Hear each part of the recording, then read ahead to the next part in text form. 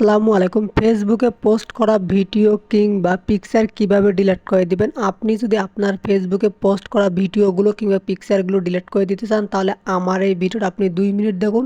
তাহলে কিন্তু খুব সহজে আপনি যে কোনো পিকচার কিংবা পোস্ট অথবা লেখা আপনি ডিলিট করে দিতে পারবেন। এর জন্য ভিডিওটি শেষ পর্যন্ত দেখতে হবে। যারা ভিডিওটি দেখতেছেন প্লিজ সাবস্ক্রাইব করে অনেক অনেক বেশি শেয়ার করে দিবেন, যাতে সবাই ফেসবুকে পোস্ট করা ভিডিও, ছবি কিংবা টেক্সটগুলো ডিলিট করে দিতে পারে।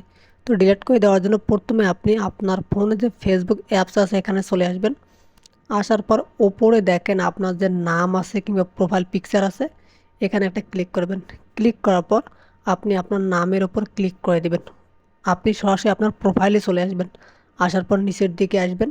এখন আপনি চাইতেছেন যে এই ভিডিওটা ডিলিট করে দিতে, তো ওপরে দেখেন থ্রি ডট নামে একটি অপশন আছে, এখানে আপনি ক্লিক করে দেবেন। ক্লিক করে দেওয়ার পর এখানে দেখেন লেখা আছে মুভ টু টাস্ক। এই যে দেখেন এখানে আপনি মুভ টু টাস্কটা দেন, তাহলে 30 দিনের মধ্যে অটোমেটিকলি ভিডিওটা ডিলিট হয়ে যাবে। অর্থাৎ আপনি যদি এখানে ক্লিক করেন, ক্লিক করার পর ওকে দেন, জাস্ট খালি যে মুভে ক্লিক করেন, তাহলে কিন্তু আপনার ভিডিওটা এখান থেকে ডিলিট হয়ে যাবে এবং রিসাইকেল বিনে থাকবে। 30 দিন পর অটোমেটিকলি সব জায়গা থেকে ডিলিট হয়ে যাবে।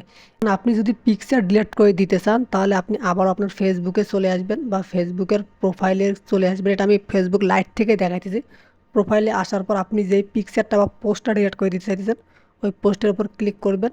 ক্লিক করার পর এখানে দেখেন লেখা আছে মুভ টু টাস্ক। জাস্ট আপনি এখানে ক্লিক করবেন। ক্লিক করার পর জাস্ট ওই যে মুভে ক্লিক করলেই কিন্তু এটা ডিলিট হয়ে যাবে।